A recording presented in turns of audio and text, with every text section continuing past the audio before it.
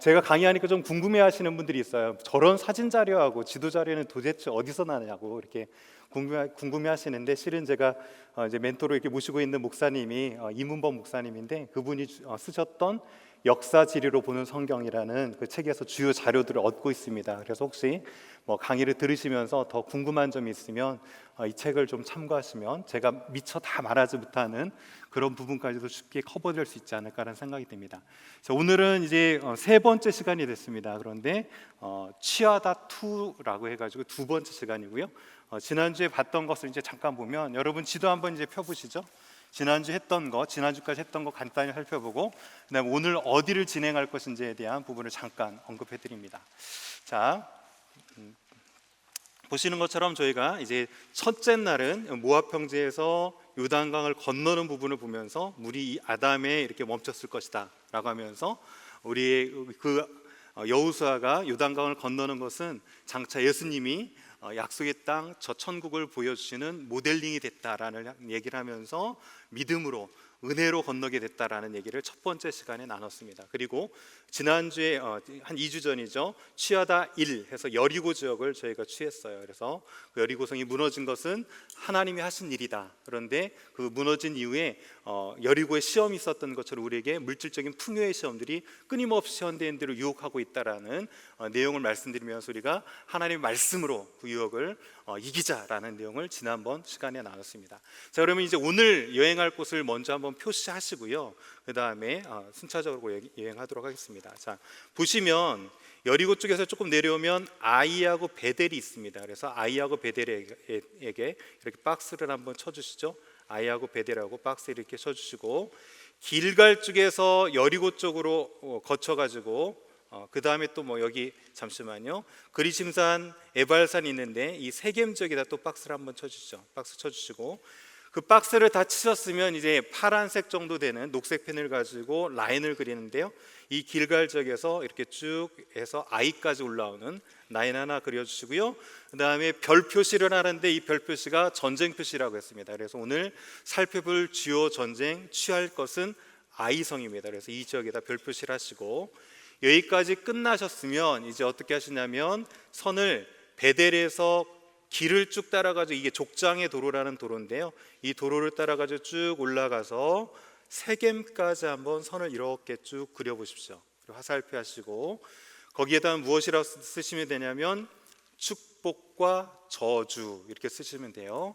저희가 잠시 후에 살펴볼 부분이지만 여호수아가 이제 출애굽해서 이 가나안 땅에 들어온 이후에 이제 이 세겜 지역에서 에발산에 사람을 세우고 그리심산에 사람을 세우고, 그리심산에서는 축복의 말씀을 선포하게 하고 에발산에서는 저주를 선포하게 하는 그 축복과 저주의 사건이 이 세겜을 중심으로 해서 에발산, 그리심산이 있었습니다. 그래서 오늘은 이렇게 두 군데를 이렇게 간단히 한번 여행해 보도록 하겠습니다. 자, 첫 번째로 아이성 전투를 잠깐 살펴보는데요, 아이성 전투에서는 1차적으로 이스라엘 백성들이 어떤 결과를 가져왔느냐 하면, 아이성에서는 이제 첫 번째로 전투에서 실패하게 됩니다. 실패를 하게 되는데, 이 전쟁에 취하기 전에 그 가나안 땅에 소문이 돌았어요.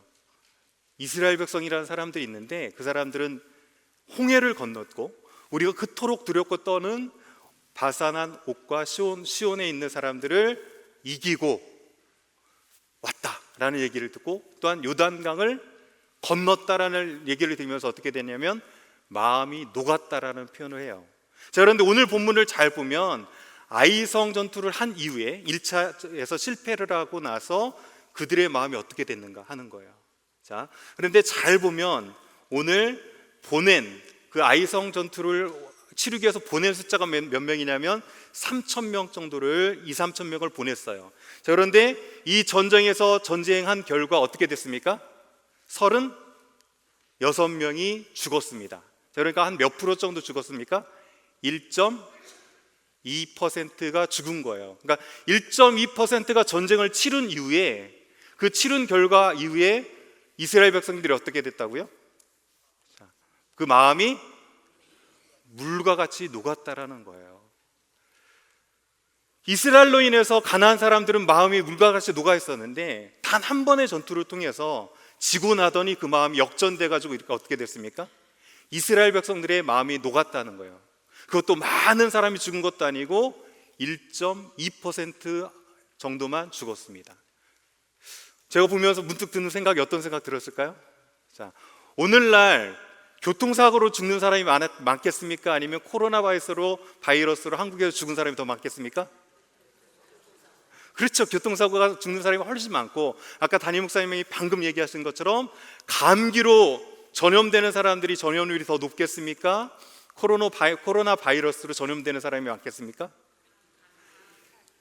극히 그런데 소수예요. 그런데 그 소수가 우리들의 마음을 녹여버릴 수 있다는 사실이에요. 그렇죠? 오늘 똑같이 이스라엘 백성들은 1.2%의 사람들의 사망률에 이르자 그들의 마음은 마치 녹아서 물처럼 됐습니다. 그들은 이스라엘을 점령하면서 가나안 땅을 향해서 나갈 때 그 땅을 하나님께서 기업으로 주실 것에 대한 커다란 기대가 있었습니다. 그런데 이 기대는 전투 한번 싸워보고 패배하고 나서 낙심과 두려움으로 물처럼 녹아내렸다는 사실이죠. 자, 그러면 오늘 이제 중점적으로 첫 번째 살펴보기를 원하는 것은 무엇이냐면, 그토록 이스라엘 백성들이 전투를 했는데 왜 이 전투에선 실패했는지, 실패의 과정을 좀 살펴보고요, 그 다음에 그것을 거울 삼아서 어떤 작전을 펼치게 되는지를 이제 전반부에 조금 다뤄보도록 하겠습니다. 자, 왜 이 백성들은, 이스라엘 백성들은 아이성을 전투에서 이렇게 패배하는 실패를 맛봤을까요? 자, 실패의 원인을 잘 살펴보는데요, 정탐꾼을 보냈습니다. 그리고 나서 정탐꾼이 보고하기를 한 2-3천 명이면 될 것 같아요 라고 했어요. 그리고 그 이유를 무엇이라고 했냐면, 그 수가 어떻다? 소수니까. 그 사람 그렇게 많지 않아요. 그러면서 소수만 보내고 수고롭게 하지 마십시오. 더 이상 노력할 필요도 없어요 라는 얘기예요. 그 얘기는 무엇입니까? 저 정도는 우리가 싸워서 어떻다? 충분히 이길 수 있다라는 얘기죠. 자, 그런데 여기서 소수라고 했지만 실질적으로 아이성을 다 점령했을 때 전멸한 숫자가 성경에 나옵니다. 몇 명 전멸했겠습니까? 12,000명을 전멸했어요. 남녀 합쳐서 12,000명. 그러면 남자만 치면 모르긴 몰라도 한 6,000명 이상 되는 성이었어요. 그러니까 2-3,000명보다 훨씬 많은 숫자를 전쟁에 참여시켰었어야 되죠. 근데 이렇게 소수를 보냈습니다. 그리고 한 가지 지형을 살펴보면, 지지난주 여리고성을 들었을 때 기억나실지 모르겠지만, 여리고성은 기네스북 2개를 가지고 있다고 그랬죠. 하나가 무엇이었냐면 해수면보다 낮다는 얘기 혹시 기억납니까? 해수면보다 마이너스 260m가 낮아요. 그런데 아이성은 고도가 어떻게 되냐면 한 880m 됩니다. 그리고 그 거리가 12마일에서 13m나 돼요. 그러니까 낮은 곳에서 쭉 올라가 가지고 889지까지 올라가야 되는 상황이에요. 자, 제가 한번 이제 질문해 볼게요. 여러분, 아래에서 공격하는 사람이 유리할까요? 아니면 위에서, 그것도 성 안에서 방어하는 사람이 유리할까요? 그렇죠. 그거는 어린 아이들에게만 물어봐도 알아요. 낮은 곳에서 높은 곳으로 올라가면서 공격하는 것보다는 위에 있으면서, 그것도 성 안에서 돌 몇 개 던지면 이길 수 있는 확률이 훨씬 높아요. 그런데 그 모든 것들은 그들은 간과했습니다. 자, 그렇다면 그것을 간과하게 만든 것이 무엇일까요? 이스라엘 백성들은 왜 이렇게 아이성을 얕잡아 봤을까요? 무엇이었냐면 바로 여리고에서의 승리였습니다. 여리고성은 그 성보다 훨씬 컸고 훨씬 더 견고한 성이었습니다. 자, 그런데 그 여리고성에서 어떻게 했습니까? 싸워서 이겼어요.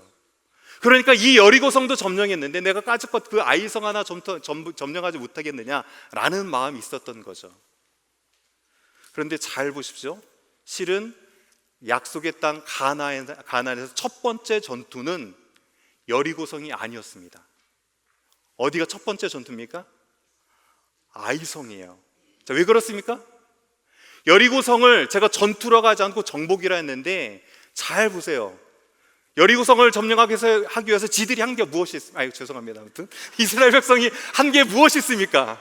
지들이 한 것이라고는 성을 13바퀴 돌고 소리 지른 것밖에 없어요. 실질적으로 싸우기 위해서는 아무것도 하지 않았습니다. 그러니까 전투에서는 이 약속의 땅 가나안에서는 첫 번째 전투죠. 한 번 싸워본 경험도 없으면서 마치 그 전투에서 이긴 것을 누구의 것처럼 착각했습니까? 자기의 노력이나 자기의 것으로 착각했다는 사실이에요. 자, 그래서 성공은 실패의 원인이 될 수 있다는 사실이에요. 우리 가운데 영적인 커다란 승리를 거두는 것도 때로는 그것이 자고하게 되면 실패의 원인이 될 수 있다는 사실입니다. 여러분 자신을 한번 잘 살펴보세요. 여러분 일이 잘 술술술술 풀리고 내가 계획했던 것 이상으로 잘 풀면 기도하십니까? 아니면 내가 노력해도 아무리 노력해도 일이 풀리지 않고 어려움에 닥치면 더 기도하십니까? 물론 여기 계신 모든 분들은 평안할 때도 다 기도하시는 분인들인 줄 알아요. 그런데 우리 인간의 습성은 어떻게 되어 있냐면 일이 잘 풀리면 그것이 다 내 노력인 것처럼 생각하고 거기에서 자고하게 됩니다. 그리고 깊은 생각은 하나님 없이도 이제 나도 할 수 있다라는 생각을 갖게 되죠. 자, 그것이 무엇입니까? 하나님 없어도 나는 살아갈 수 있다? 이것이 무엇입니까? 교만입니다. 그래서 첫 번째 아이성 전투에서 이스라엘 백성들이 실패했던 원인은 무엇이냐면 그들의 영적인 교만이라고 볼 수 있죠. 자, 그렇다면 이제 두 번째 실패의 원인을 잠깐 살펴봅니다. 자, 오늘 여호수아서 7장 1절에 보면 직접적인 그 실패의 원인을 하나님께서 이렇게 얘기합니다. 이스라엘 자손이 온전히 바친 물건으로 말미암아 범죄하였으니 블라블라블라 아간이 은과 금과 외투로 숨겼다라는 것이죠. 이 여리고성은 헤렘으로 하나님께 온전히 바쳐진 곳이었는데 한 사람이 범죄했어요. 자, 그럼 이제 여기서 확률로 또 따져볼게요. 몇 분의 몇이 범죄했습니까?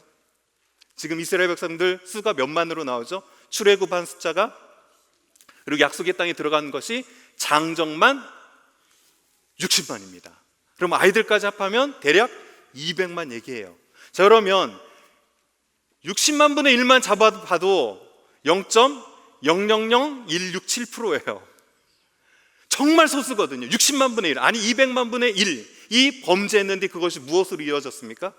이스라엘 전체의 패배로 이어졌습니다. 공동체에서 가장 위험한 것이 무엇이냐면 나 하나면 괜찮겠지 하는 생각이에요. 나 하나 정도면 괜찮겠지. 우리 공동체가 얼마나 영적으로 튼튼하고 무장되어 있는데 나 하나 정도는 해이해지고 나 하나 정도로 말씀대로 살지 않아도 괜찮겠지 라고 생각하는 이 생각이 실은 이스라엘 전체의 패배를 안겨줬어요. 그렇다면 이런 마음은 무엇입니까? 불순종이라고 할 수 있죠. 그래서 정리해보면 여리고성의 1차 실패의 원인은 무엇과 무엇이다? 교만과 불순종인 것입니다. 자, 그런데 우연치 않게 성경은 이 두 가지 사건이 연달아 기록돼요.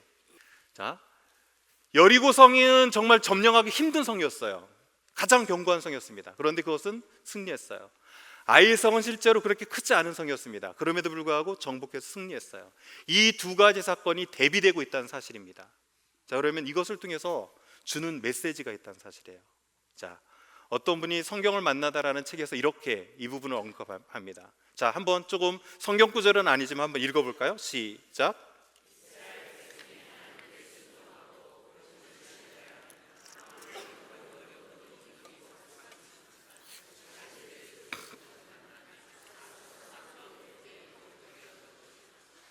예, 그렇습니다. 여리고는 그래서 무엇을 보여주냐면 순종의 산물을 보여주는 거예요. 이 세상을 살아갈 때 아무리 견고한 성이라 할지라도 내 힘으로는 도저히 이길 수 없을 것 같은 그 성이라도 순종하면 어떻게 된다고요? 승리한다는 것을 보여주는 것이 여리고입니다. 반면에 아이성은 무엇의 산물입니까? 그것이 아무리 보잘것없는 것이라고 할지라도 네 깨와 자기의 노력만으로 충분히 점령할 수 있다라고 생각하면서 말씀의 길에서 벗어나서 불순종하면 패배할 수밖에 없다라는 이 두 가지 사실을 여리고성과 아이성이 대비적으로 이렇게 보여주고 있다는 사실입니다.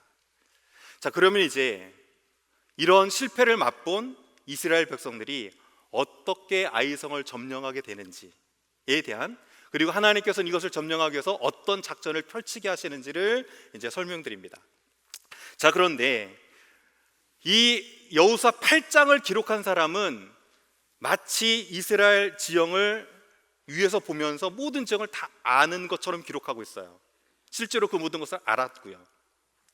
여러분이 그냥 아무런 지식 없이, 그 다음에 지도 없이 지형을 모르는 상태에서 여호수아서 8장을 읽으면 도대체 무슨 말을 하는지 잘 모르실 거예요.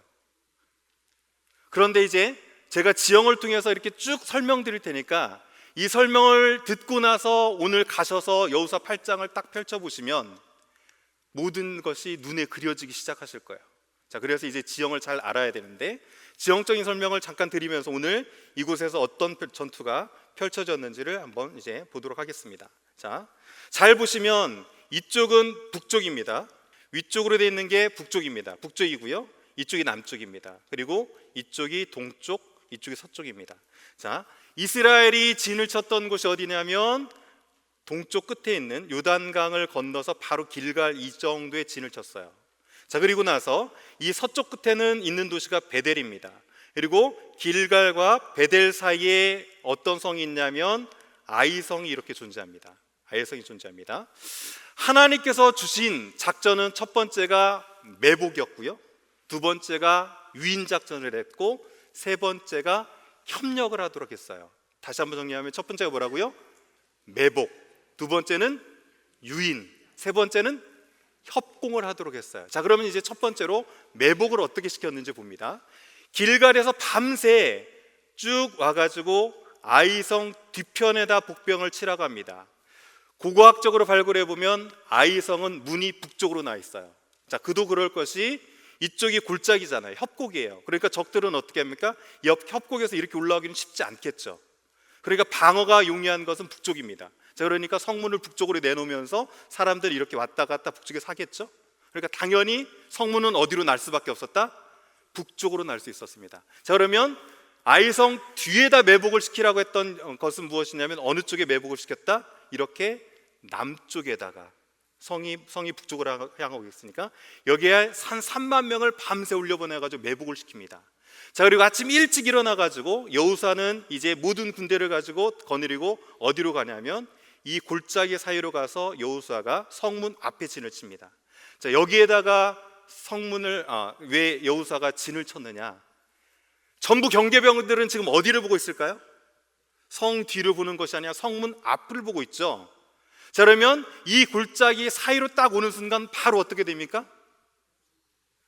성을 지키고 있는 파수꾼들에게 눈에 띌 수밖에 없죠. 그러니까 일부러 눈에 띄게 하려고 들어갔고요, 여기 골짜기 사이에 진을 쳤을 때 아이성에서 돌을 굴려보내거나 공격을 하면 어떻게 됩니까? 방어가 훨씬 쉽죠.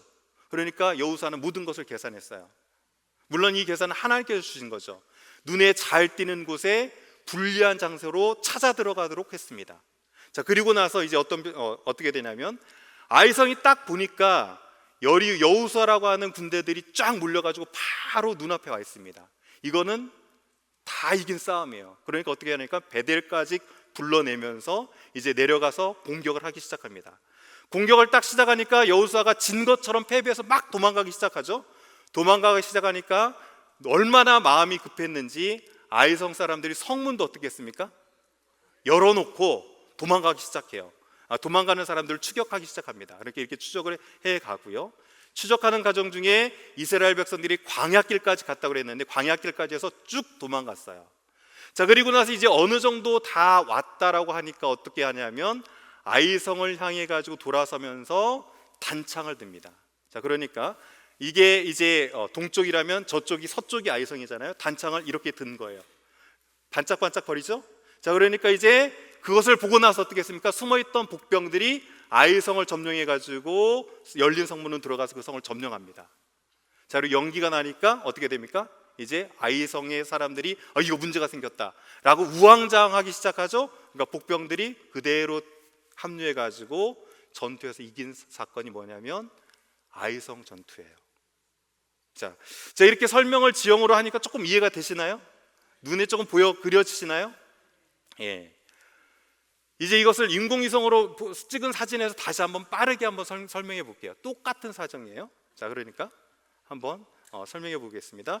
길갈이 지금 이쪽 동쪽에 있었고요. 그 다음에 베델이 서쪽에 있습니다. 아이성이 중간에 있었죠. 자, 그러니까 매복을 아이성 뒤쪽으로 시켰습니다. 자, 그리고 여호수아는 아침에 일찍 일어나가지고 아이성에서 내려다보는 그 앞쪽에다 진영을 틀었습니다. 자, 그리고 나서 이제 복병을 2차적으로 아이성과 베델 사이에 5천 명 정도 시켜요. 자, 그리고 나서 눈에 잘 띄는 상태에서 아이성이 기회다라고 생각해서 베델을 불러가지고 함께 여호수아 진영을 공격합니다. 공격하자마자 어떻게 됩니까? 패배한 것처럼 위장해가지고 어디로 도망갑니까? 광야를 향해서 열심히 도망가요. 아이성은 그것도 모르고 성문까지 다 열어놓고 열심히 추격했습니다. 그런데 갑자기 길을 돌려가지고 단창을 딱 들어가지고 그 단창의 신호를 보고 나니까 이번에 복병들이 어떻게 합니까? 성 안으로 이렇게 들어가가지고 성을 점령해서 전부 태웁니다. 자, 그리고 나니까 이제 혼란이 있었죠. 그 혼란 가운데 아이성에 점령했던 사람들이, 복병들이 2차적으로 가서 협공을 해가지고 이긴 것이 어느 전투다? 아이성 전투다라는 사실이에요. 자, 좀 눈에 들어오시는 것 같습니까? 자, 이걸 이제 기본 전제로 하고, 그렇다면 이제 여러분이 성경 구절을 메꿔가면서 성경을 잠깐 읽어보도록 하겠습니다. 얼마나 이 전투가 눈에 들어오고 쉽게 알 수 있는 전투인지 한번 보도록 합니다. 자, 첫 번째 한번 보면 매복 작전을 폈다고 그랬습니다. 자, 매복 작전은 어디로 폈다고요? 서쪽 베델과 아이산 사이에 매복을 시켰습니다. 자, 그리고 나서 밤새 거기서 잤어요. 자, 그리고 매복은 한 번 시킨 것이 아니라 2번 시켰는데, 첫 번째 3만 명은 아이성 뒤쪽에, 즉 남쪽에 진영을 매복시켰고, 두 번째 아침에 한 5천 명 정도를 아이와 베델 사이 서쪽에다가 이렇게 매복시켰습니다. 자, 이 매복이 다 끝나고 나니까 어떻게 됐냐면 이제 유인 작전을 폈죠. 유인 작전을 피면서 그들이 열심히 광야길로 도망가면서 유인을 합니다. 유인을 했을 때 아이와 베델이 이스라엘을 한 사람도 따라가지 않은 사람이 없다라고 하는데, 너무 혹이라고 봤기 때문에, 너무 좋은 기회라고 봤기 때문에 무엇마저도 열어놓고 성문을 열어놓고 도망갔어요. 자, 이제 어느 정도 다 도망갔다라고 생각하니까 어떻게 됩니까? 이제 협공을 하기 위해서 그 협공의 신호탄으로 쏘아 올린 게 손에 잡은 무엇을 들었다고 되어 있습니까? 단창을 들어가지고 아이성을 가리킵니다. 그러니까 아이성에서 보기에는 반짝반짝거렸죠. 아, 드디어 이제 충분히 유인해냈구나 라고 생각하고 어떻게 됩니까? 매복했던 사람이 아이성을 쳐가지고 다 이겼습니다. 자, 그런데 여기서 이제 한 가지, 여호수아는 왜 단창을 들었고 그 단창을 든 것이 어떻게 신호가 될 수 있었을까요? 하는 거예요. 자, 이 단창은 청동검입니다. 청동검. 자, 그런데 잘 보십시오. 고린도전서 3장 12절을 보면 이런 구절이 있습니다. 우리가 지금은 거울로 보는 것 같이 뭐라고 합니까? 희미하다라고 얘기해요. 자, 여러분 오늘날 거울로 보면 그거 희미합니까? 너무 또렷이 잘 보이죠? 심지어 피부에 일어난 트러블까지 다 보여요. 똑같이 보여요. 그런데 그 당시 거울은 왜 희미했을까요? 무엇으로 만들었을까요? 그렇죠, 앞에 보는 것처럼 청동으로 만들었어요. 그러니까 고린도교에서 만든 거울도 청동으로 만들었고, 그 이전에 이집트 거는 더 반짝거리는데 이것은 은을 섞어서 만든 거예요. 그러니까 그 당시 때 단창을 들었다는 얘기는 이것이 무슨 역할을 하는 겁니까? 오늘날로 치면 거울과 같은 역할을 하는 거예요. 그래서 협공이 할 때 이제 충분히 유인해냈다. 우리가 사인을 줄 때 무엇으로 준 거예요? 단창을 들어서 반짝반짝하니까 그것을 보고 복병이 있던 사람들이 친 것을 이제 알 수 있습니다. 자, 그리고 나서 어떻게 됐냐면 협공을 하죠. 협공 작전을 보면 이제 이스라엘 사이의 중간에 그들이 정확히 갇히게 돼요. 첫 번째 유인 작전을 폈던 그룹을 따라갔던 베델과 아이가 복병 사이에 그대로 중간에 들게 되는 이 사건이 바로 아이성 전투입니다. 자, 그러면 이제 전투는 이렇게 성경을 보면 좀 이게 쉽게 이제 읽혀질 수 있을 거예요. 그래서 오늘 한번 가셔서 여호수아 8장을 한번 읽어보세요. 읽어보면 이전에 지형이 어쩌고 골짜기가 어쩌고 매복이 어떻고 이런 것들이 너무 복잡하게만 느껴졌는데, 오늘 가셔서 읽으시면 그래도 눈에 쉽게 들어오고 이해되게 읽힐 수 있습니다. 그래서 이렇게 지형과 지리적인 것을 알면 성경이 보다 더 쉽게 읽힐 수 있다는 사실이에요. 그런데 이제 이 아이성 전투에서 간단히 저는 교훈 2가지를 얻고 그 다음으로 이제 그 승리의 비결에 대해서 알아보기를 소원하는데요. 여기까지 해서 할 수 있는 첫 번째 비결은 무엇입니까? 첫 번째는 무엇이냐면 이 작전을 직접 세워주신 분이 누굽니까? 하나님이세요. 그래서 실은 아무리 작은 전투라도 뭐 없이는 이길 수 없다. 우리는 하나님 없이 이길 수 없는 자들이 저와 여러분이에요. 하나님께서 그렇게 저와 여러분을 관계하고 관계를 맺으셨어요. 여러분 부러우세요? 하나님 없이 이기는 사람 보면 부럽습니까? 하나님 없이 살아도 잘 성공하면서 행복하게 잘 먹고 사는 것처럼 보이는 사람 보면 부럽습니까? 정말요? 네. 그런데요, 우리는 그럴 때가 많아요. 하나님 없이 잘 살아가는 사람 보는 것 보면 되게 부러워합니다. 하지만 그것은 복이 아니라 실은 화죠. 그들은 그렇게 잘 먹고 잘 살다가 어디를 향해 결국은 가는 겁니까? 저 영원한 불못볼 지옥을 향해서 그냥 급행으로 달려가고 있는 거예요. 오히려 하나님 없이 싸워서 내가 패배했을 때 하나님께서 내 브레이크를 딱 걸어주면서 너 그 길로 가면 안 되지 하는 것이 오히려 행복한 사람이에요. 아멘?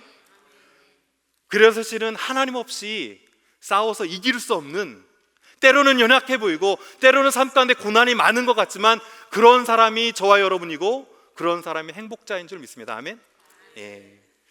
정말 이 시간에 마음을 담아서 아멘 하신 분들은 삶이 어떠하든지 간에 하나님 때문에 행복함을 누리시는 귀한 축복이 있기를 주님의 이름으로 간절히 축원합니다. 예. 두 번째는 이것입니다. 하나님 앞에서는 우리는 한 몸으로 부름받은 공동체이다라는 사실이에요. 자, 이 전체 매복을 시키고 유인을 해서 협공을 하는 이 작전, 한 명이 할 수 있는 것입니까? 절대로 할 수는 없는 일이에요. 때를 나눠야 되고 모든 공동체가 하나가 돼야만 할 수 있는 그런 전투입니다. 여러분 주변에 아무도 없는데 홀로 아무런 관계없이 협력하지 않아도 잘 서 있는 사람 보면 부럽습니까? 왜 웃으세요? 실은요, 우리가 협력해서 일들을 감당할 수 있는 게 진정한 행복이에요. 우리 영적인 싸움을 나만 외롭게 싸우는 것이 아니라 이렇게 베델이라는 교회 이름 앞에 주님께서 우리를 부르셔서 한 몸으로 공동체에 이루게 하신 것 자체가 행복입니다.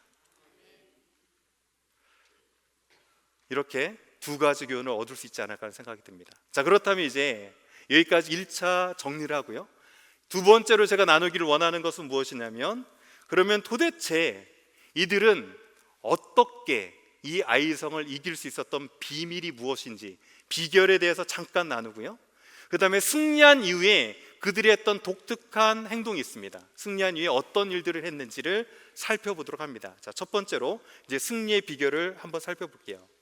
잘 아시는 것처럼 이 승리에는 한 가지 에피소드가 있었습니다. 자, 어떤 에피소드가 있었습니까? 여호수아가 손에 든 단창을 들었어요. 들어서 어떻게 했습니까? 신호를 주면서 전쟁이 본격화됐거든요. 그런데 신호만 딱 줬으면 되는데 여호수아는 어떻게 했습니까? 이 손을 성경을 보니까 어떻게 했다고요? 거두지 않았어요. 거두지 않았다는 얘기는 무슨 얘기냐면 그것을 계속 전쟁되는 동안 들고 있었습니다. 자, 여러분 혹시 출애굽하는 과정 중에 비슷한 사건 하나 생각나지 않습니까? 그렇죠? 모세가 광야 느비딤에서 손을 들고 있고 아론과 훌이 그것을 떠받치고 있으니까 어떻게 됐습니까? 이겼어요. 그 생각이 딱 떠오르죠? 자, 그런데 잘 보십시오. 성경은 무엇이라 기록하고 있는지. 자, 출애굽기 17장 11절을 보면 이렇게 기록됩니다. 모세가 손을 들면 이스라엘이 이기고 손을 내리면 아말렉이 이기더니 여호수아가 칼날로 아말렉과 그 백성을 쳐서 무찌르니라. 여호와께서 모세에게 이르시되 이것을 책에 기록하여 기념하게 하고 여호수아의 귀에 어떻게 하라고 그랬을까요? 외워 들리라. 내가 아말렉 없이 하여 천하에 기억하지 못하게 하리라. 이 사건을 어떻게 했습니까? 모세가 르비딤에서 승리한 여호와 니시 이 사건을 외워가지고요, 누구의 뒤에 들려줬어요? 여호수아에게 들려줬어요. 그리고 장장 40년 이상의 시간이 흘러갔습니다. 그리고 약속의 땅에서 첫 번째 전투를 하면서 모세가 광야에서 첫 번째 전투를 하는 것이 느비딤이 되거든요. 그 사건이 떠오른 거예요. 아, 모세는 그 광야에서 손을 들므로 승리했는데, 그리고 내가 그것을 어떻게 승리했는지 외워 들렸는데 나도 그렇게 해야 되겠구나 라고 하면서 단창을 듣고 손을 내리지 않았어요. 손을 든다는 것은 성경에서 무엇입니까? 항복을 뜻하면서 기도하는 것을 뜻하죠. 모세가 그렇게 기도로 승리했다는 것을 철저히 말씀을 외워 들림으로 말미암아 그도 전쟁에서 손을 들었다는 사실이에요. 여러분, 우리 자녀들은 우리 말을 통해서 배우는 것이 아니라 무엇을 통해서 배웁니까? 우리의 행동을 통해서 배웁니다. 그래서 실은 이런 말이 있습니다. 자녀들은 부모의 앞을 보고 자라는 것이 아니라 뒷모습을 보고 자란다. 앞에서 어떤 말을 하는지를 보면서 자녀들의 신앙이 흘러가는 것이 아니라 부모님의 뒷모습을 보면서 그가 어떻게 행동한 것을 보면서 자란다는 사실이에요. 여러분의 인생 가운데 있는 싸움의 어려움 가운데 여러분이 믿음으로 손을 드는 모습들을 우리 자녀들이 본다면 그 시간이 얼마만큼 흘렀을지 모르지만 40년이었어요. 여호수아는 40년이 흐른 그 시점에 비슷한 상황의 전쟁이 있을 때 그 기도의 모습을 본받아갔다는 사실입니다. 여러분 있는 이 땅의 전투에서 믿음의 손을 들어서 그 모습을 보는 여러분의 자녀들이 그 모습을 그대로 본받아서 그 자녀들이 이 땅 가운데 있는 싸움 가운데 믿음의 기도에 손을 높이 드는 그런 축복이 있기를 소원합니다. 그리고 그 말씀을 오늘 분명히 모세는 외워 들렸다고 얘기했습니다. 여러분도 우리 자녀들에게 말씀을 외워 들려서 그들이 이 시대를 살아갈 때 다른 것을 기억하는 것이 아니라 우리 부모님이 그때 내게 들려줬던 그 말씀이 생각나서 그 말씀 때문에 자녀들이 회개해서 돌아오고 그 말씀 때문에 우리 자녀들이 주 앞에 다시금 헌신하고 그 말씀 때문에 우리 자녀들이 하나님께 영광이 되어지는 축복이 있기를 간절히 소원해요. 아멘 하신 분들은 하실 일이 한 가지 있어요. 아멘 하셨으니까. 안 하셨으면 저는 안 시킵니다. 아멘 하셨죠? 대부분 하신 걸로 아는데 아멘 하신 분은 무엇을 하셔야 되냐면 여러분의 인생의 성경 한 구절을 찾으세요. 내가 이 말씀을 통해서 하나님 만났던 그 말씀 구절 한 구절 찾으십시오. 그리고 그 자녀에게 읽어서 들리지 말게 하시고 외워서 암송해서 들려주십시오. 그렇다면 그 말씀이 우리 자녀들의 심령에 잘 박힌 무처럼 박히는 축복의 역사가 있을 줄 믿습니다. 자, 오늘 이렇게 이제 승리의 비결은 손을 내리지 않는 외워서 들리는 사건이 있었습니다. 자, 그런데 이 사건이 끝난 이후에 승리 이후에 한 행동이 한 가지 있어요. 자, 어떤 일을 했냐면 그들은 이제 더 이상 정복 정제를 하지 않고요. 오늘 성경에서 보시는 그대로 여호수아는 갑자기 하나님을 위해서 이동을 하기 시작하는데 어디로 가서 이동을 하냐면 그렇죠. 에발산에 가서 제단 하나를 쌓습니다. 그리고 거기서 다듬지 않은 새 연장으로 제단을 쌓고 화목제물과 번제를 드리고 그리심산에는 한편 절반, 에발산에 한편 절반 이렇게 세우고 나서 그리심산에 있는 사람들은 축복의 말씀을 암송하게 하고 아멘하게 하도록 했고요. 에발산에 있는 사람들은 저주의 말씀을 하면서 아멘하도록 했어요. 자, 만약에 아이성을 점령한 이후에 다른 성을 점령하는 전투를 했다면 아이성을 정복한 목적 자체가 무엇이냐면 그 다음 정복 전쟁을 하기 위해서 정복했다고 할 수 있지만 이들은 어떤 전쟁도 하지 않고 바로 어디로 움직였습니까? 에발산에 있는 세겜으로 움직였어요.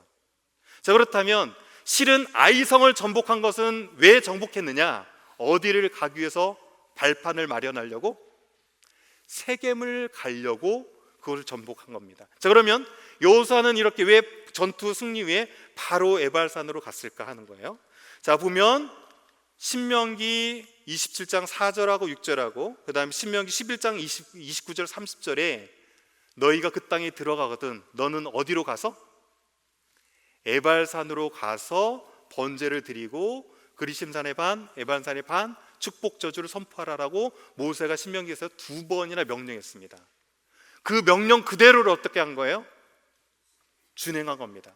실은 이스라엘의 영토를 표현할 때 남북길을 어떻게 표현하냐면 단에서부터 부엘세바까지라고 표현해요. 단에서부터 부엘세바 이 길이가 220km 정도 돼요.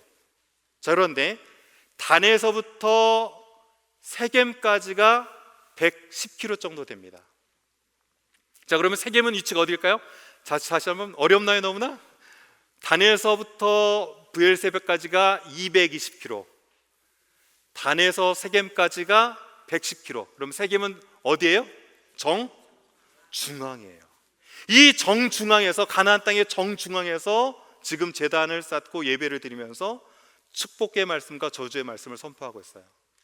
이것은 무엇을 상징하냐면 1세대는 신의 산에서 하나님과 언약을 맺었다면 출애굽한 이후에 2세대는 언약식을 지금 어디에서 하고 있는 겁니까? 이 세겜에서 하고 있는 거예요. 그리고 그 언약식은 곧 무엇을 뜻하냐면 예배를 뜻할 수 있죠. 자, 그런데 앞에 보시면 이제 하이파에 있는 교수 아담 제리탈이 이곳을 1984년에 발굴했습니다. 에발산을. 근데 이 사람은 실은 무신론자였어요. 신은 없다, 무신론자로 이제 살아갔습니다. 그런데 이 곳에 제단을 파다 보니까 실제로 다듬지 않은 돌로 이렇게 제단이 발견됐어요. 그리고 이곳을 조사해 보니까 뼈들이 나왔는데 그 뼈들이 부정한 짐승은 하나도 없었습니다. 그 제단의 재들이 주로 무엇이었냐면 뼈들이 소, 염소, 양, 그리고 사슴 정말 조금 일부였어요. 부정한 짐승은 하나도 없었습니다. 자, 그럼 무엇을 얘기할까요?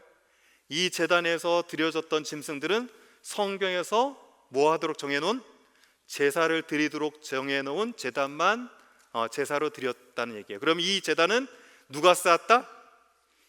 세겜의 이방인들이 쌓은 것이 아니라 유대인의 율법을 철저히 지키려는 유대인에 의해서 쌓여졌다라고 말할 수 있나요? 자, 그리고 이 주변에 이 지층에서 나온 토기들을 잘 연결해서 보니까 전부 그 시대가 어느 시대였냐면 여호수아 시대로 밝혀졌어요. 그래서 이거 학자들이 논의가 하지 않고 있어요. 이 제단은 누가 쌓았다? 여호수아 시대 때 쌓였다라고 어느 누리도 토를 달지 않고 있습니다. 다 인정하고 있어요. 자, 이 사실을 보면서 무신론자였던 이 교수님이 어떻게 됐냐면 하나님의 말씀을 받아들이게 됐고요, 하나님을 믿게 됐다. 비로소 나는 이 제단을 통해서 하나님을 경외하는 걸 배웠다라고 얘기하고 있어요. 아무튼 중요한 건 아니고, 제가 지금 말씀드리려는 것은 무엇이냐면, 잘 보세요. 여리고성의 성공은 무엇을 가져왔습니까? 아이성의 실패를 가져왔어요. 실패한 이후에 이들은 무엇을 했냐면 말씀 그대로 가서 행하려고 했고요, 그 말씀으로 잔치를 벌이는 것이 아니라 하나님께 제사 드리면서 예배를 드렸다는 사실이에요. 자, 실패는 무엇을 가져올 수 있다는 사실을 또 배울 수 있습니까? 영적인 성공을 가져올 수 있다는 사실이에요. 자, 그래서 제가 오늘 강의 주제를 실은 성공과 실패 사이에서 라고 타이틀을 잡았었거든요. 자, 그러면 이제 성공과 실패 사이에서 우리가 어떤 삶을 살 것인가 라는, 우리 자신에게 구체적으로 적용할 것이 무엇인가를 딱 살펴보고 이제 말씀을 마칠 건데, 말씀 마치기 전에 오늘 배웠던 것을 정확히 지도로 다 그릴 거예요. 여러분 이제 딱 펴가지고 반 접어서 보시면 취하다 중부 아이성 지도가 있습니다. 자, 취하다 중부 아이성, 이 지도를 펴시고 여기에다가 오늘 있었던 사건을 그대로 그려 놓을 거예요. 그러니까 한번 지도 펴서 보시고, 그 다음에 제가 이 그린 지도는 조금 속도를 낼 수 있긴 하지만 전부 스캔해 가지고 답은 올려 놓을게요, 웹페이지에. 그러니까 따라오실 수 있는 것만큼 따라오시면서 보시면 됩니다. 자, 지도 펴셨죠? 예, 지도를 펴시면 이제 하나하나 봅니다. 자, 어디에다 이제 무엇을 쓰시냐면 이쪽 아래 부분에다가 염해 이렇게 써보십시오. 먼저 지형적인 것을 위치를 잡고 그리겠습니다. 자, 염해 쓰셨고, 그 다음에 세겜과 그리심산이 있는 이 중간 언덕에다가 가나안 이렇게 쓰시면 됩니다.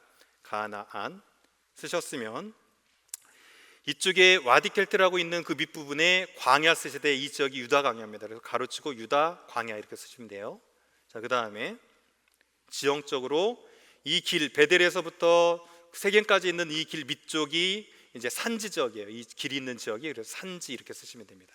자, 쓰셨으면 그 다음부터는 이제 지명을 박스 치도록 합니다.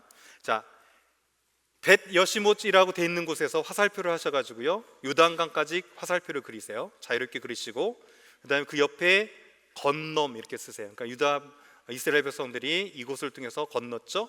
건너서 어디에다 진을 치게 되냐면 길갈에 진을 칩니다. 그래서 길갈에다 박스를 치시고 길갈까지 화살표를 그으시면 됩니다. 자, 그으셨죠?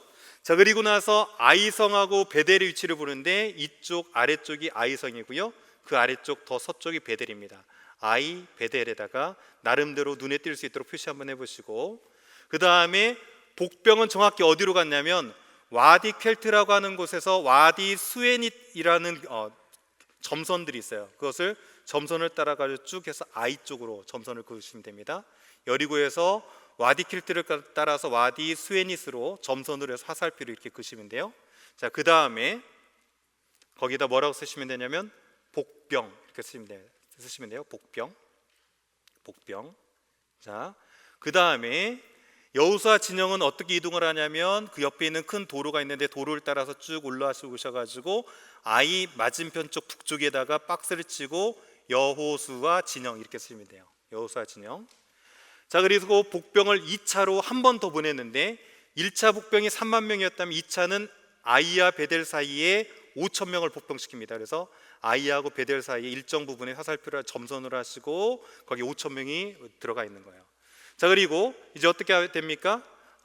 이쪽에서 아이 쪽에서 패배해서 한 척하고 도망가는 것을 선을 그으시고 베델 쪽에서부터 쫓아가는 선을 하나 그으시면 돼요. 자, 그리고 일정 부분 진행되고 나면 이렇게 유턴 표시로 아이성을 향해서 창을 들었기 때문에 유턴 표시처럼 이렇게 해서 화살표를 꺾으시고요. 그것을 따라갔던 사람들의 모습을 이렇게 그리면 됩니다. 자, 그리고 창을 들고 나서 신호를 받고 아이성을 파괴하고 그 복병들이 같이 가서 협공했죠. 그래서 점선을 따라가서 광야길 쪽으로 표시를 한 이후에 그 사이에 전쟁 표시, 별 표시 이렇게 하시면 됩니다. 자, 이렇게 하면 이제 아이성 전투는 지도로 여러분이 다 그리시는 거예요. 다 그리시는 거고, 그 다음에 이 전투가 끝나고 어디로 갔다 그랬죠? 세겜으로 갔다 그랬어요. 그래서 베델 쪽부터 시작해가지고요, 쭉 이 산길을 따라가지고 세겜, 에발산, 그리심산 있는 근처까지 가시고요, 박스를 치신 후에 축복과 저주 이렇게 써놓으시면 됩니다. 자, 이렇게 더 충분히 시간을 드리면 좋겠지만 이거 웹에 올려놓을 테니까 보시면서 마저 그리시면 되겠고, 이제 마지막 한 가지만을 다룹니다. 이 아이성을 보면서 과연 우리는 현대를 살아가는 우리는 무엇을 기억하고 어떻게 우리 삶 가운데 적용할 수 있을지에 대한 부분을 한 가지만 이제 언급하면서 말씀을 마치도록 하겠습니다. 자, 이제 무엇이냐면 이것이에요. 아이성 왕을 잡고 나서 한 행동이 있는데요, 두 가지를 했습니다. 이 아이성이 왕을 잡아서 무엇 첫 번째 했습니까? 나무에다가 달았어요. 그렇죠?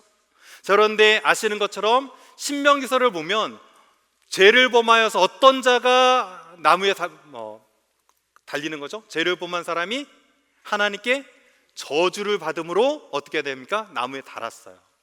자, 앞에 사진을 보시면 여기는 라기스라고 하는 곳에서 발굴된 겁니다. 701년경에 북이스라엘을 점령했던 사네립이 이 라기스를 쳐요. 그리고 나서 자기가 대승을 거뒀던 것을 니느웨라고 하는 곳에 되돌아가서 부조로 이렇게 그려놓은 거예요.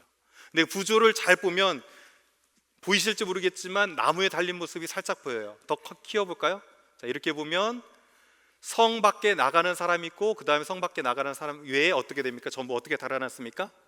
나무에 달아서 달아놨어요. 근데 이것을 무엇이냐면 신호부터 저주를 받았다, 그리고 그 전쟁에서 패배한 사람들을 나무에 다는 습관이 그 당시 때부터 있었습니다.